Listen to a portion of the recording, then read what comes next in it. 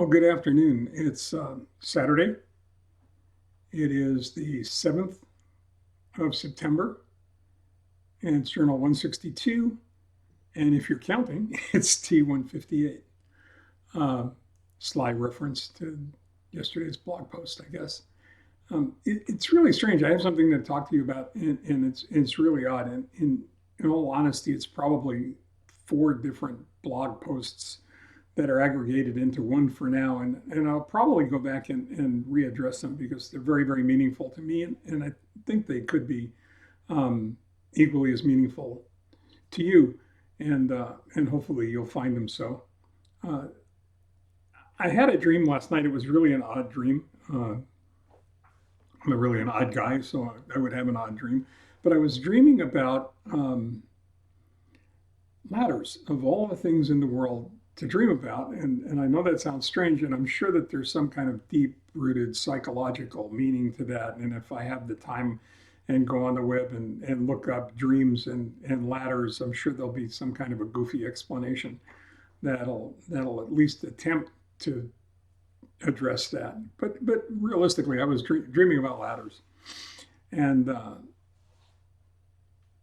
I can't think about ladders. I can't dream about ladders without going back to some time in early 1985 uh, while I was bouncing all over the country, delivering the "Give Me Your Tired and Broken" car speech that I had delivered at ETI in October of '84.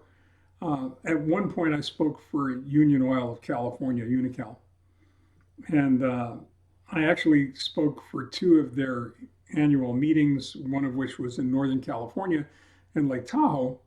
There are worse places to be, trust me. It was just magnificent. It was a beautiful event in all, in every aspect. And we also did another one in Long Beach. And it was when the spruce goose was under the geodome. That's how long ago it was. So it's pretty crazy. And I'll tell you more about that one. That'll be a blog post all to its own because it was a really strange experience. And you might find it interesting. I hope you will anyway.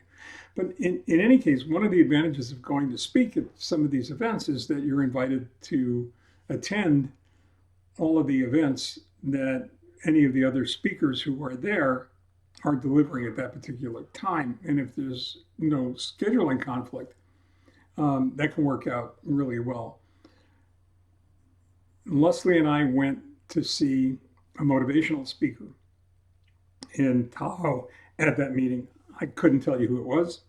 I have no idea. I don't remember his name. I don't remember anything about him. I couldn't pick him out of a lineup or a crowd. Um, but I do remember one element, and just one, a single snippet out of an hour long presentation on motivation that he delivered. And it was profound. It was profound enough for me to remember in great detail, not the delivery, but the content. What he was saying was that while you're climbing the ladder of success, you should work diligently to make sure that it's tilted up against the right building. In other words, um, you should work diligently to ensure that your definition of success is consistent with your values, with your beliefs, with your principles, and those of your family members. His contention was that you did not want to climb the ladder of success only to find your wife and your kids or your family or your loved ones or people that you care about standing on top of the roof of another building, a building that you couldn't get to from where you were. And it affected me dramatically. It's something that I never forgot. And as a result, in all the seminar work that I did subsequently, I tried to remember.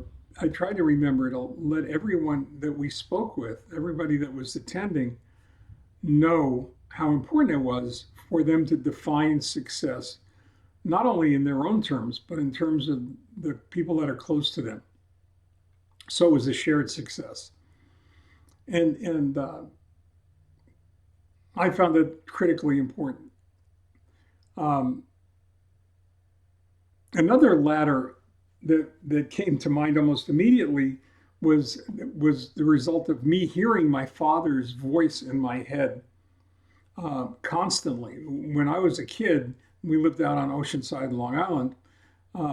We would take the drive in either on the Sunrise Highway or the Belt Parkway from Oceanside all the way into Bensonhurst, where his place was. And there were periods of long silence, naturally, because it was 5 o'clock in the morning, 5:30 in the morning when we would leave. But there were also periods of really deep conversation, usually monologue, my dad holding forth. And I can hear his voice, which was really, those of you that knew my dad know that it was a really distinctive, gravelly Brooklyn kind of a tough guy voice. And I remember the content clearly because it was one of those lessons that he always taught about life and living and learning and how important it was to treat everybody with respect, dignity, with courtesy and consideration because you never knew who you were going to meet on the way down that ladder of success. So you had to treat everybody that you met on the way up that ladder with deference because if you didn't, it could come back to bite you when you're sliding down that ladder on the way down. And that went ahead. I don't think you can argue with that, by the way. And I'll take a sidebar here a moment to just say I think that that's one of the golden rules. It's self-evident. It's part of the treat people as you would be treated. Kinds of things that we should all be cognizant of all the time. The other ladder that I found really interesting and that dropped into my thoughts while I was thinking about these other two ladders was Jacob's ladder. And the story of Jacob's ladder is really important to me. It's very, very meaningful on a number of different levels. Now, I'm no biblical scholar, so if I get this screwed up, Mitch at missfirebook.com, let me know. But I think I've got the essence of it pretty well nailed down. And if not, I screwed a lot of other people up while I was teaching it. So I apologize. But realistically, the basic crux of the story is that Jacob was out in the desert. He went to sleep. He had a dream. It was a very, very strange dream, kind of a bizarre dream. Probably because he used a rock as a pillow. Could be. Could be, had some really bad goat milk. I don't know. But he had this really strange dream. And he saw a ladder, and the ladder went from the earth all the way up into the heavens. And it was crazy busy. There was all kinds of activity on the ladder. There were angels on the ladder, and some of the angels were moving up, some of the angels were moving down, and some of the angels were just standing still. And that always affected me really deeply because it occurred to me that it didn't really matter where you were on the ladder. What really mattered was first that you weren't standing still, because if you're standing still, you're falling behind. And number two, that you're moving up, no matter how slowly. So it was better to be at the bottom of the ladder moving up than it would be to be at the top of the ladder and sliding down. And I think that when you think about ladders, that's one of the things that you should think about. And finally, the fourth ladder that I thought about while I was waking up this morning, trying to get the sleep out of my eyes and get the day rolling, was Maslow's ladder.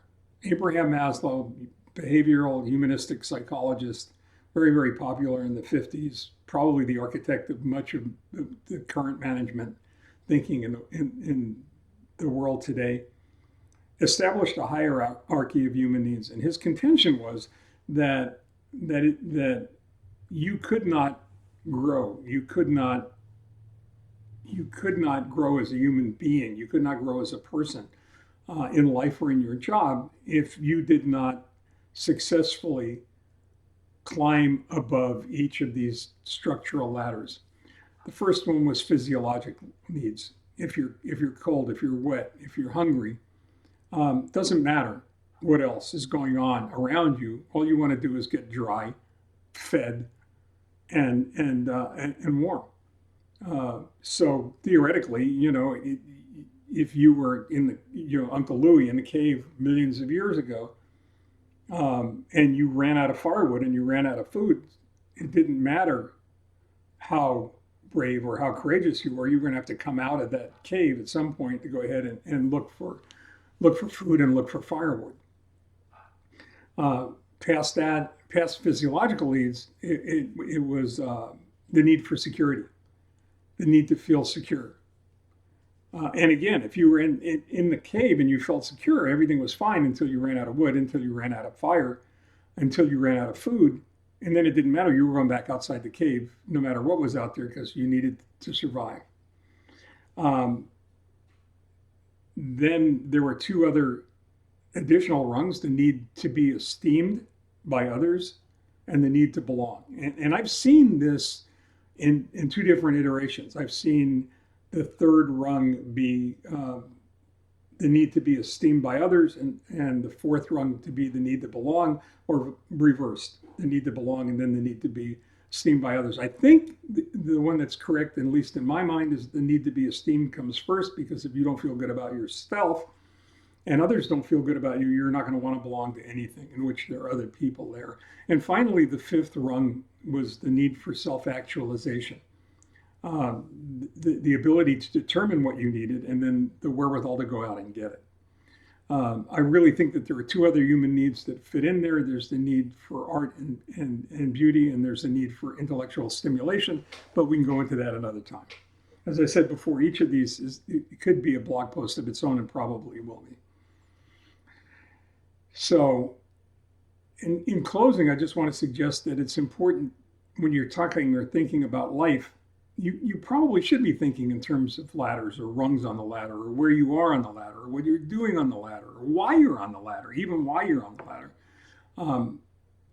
And as a full functioning human being, the critical importance of self-actualization and figuring out how to get past all those other of Maslow's rungs on the hierarchy so that you can do that. And I'm going to leave you to think about that on your own. In the meantime, I'm going to say stay well, take care, and we'll talk to you tomorrow. See what else we can go ahead and bring to discuss. Remember, you can find anything that you need. You can find the blog at misfirebook.com. All right. Thank you very much, and good night.